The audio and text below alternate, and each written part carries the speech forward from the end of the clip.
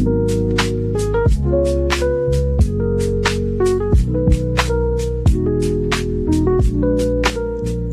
আলাইকুম। আজকে আমাদের অ্যাড্রেস চয়েসে একটি বাইক আসে, জিক্সার মনোটন। তো বাইকটি বৃষ্টির কারণে পানিতে ডুবে একদম অবস্থা খারাপ হয়ে যায়।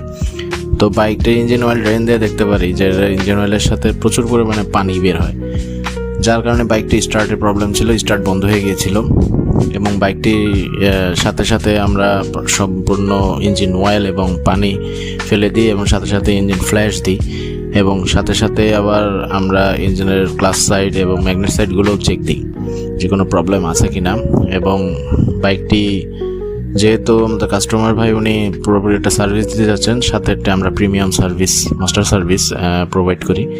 তো বাইকটি পুনরায় আবার সে আগের রূপে ফিরে আসে।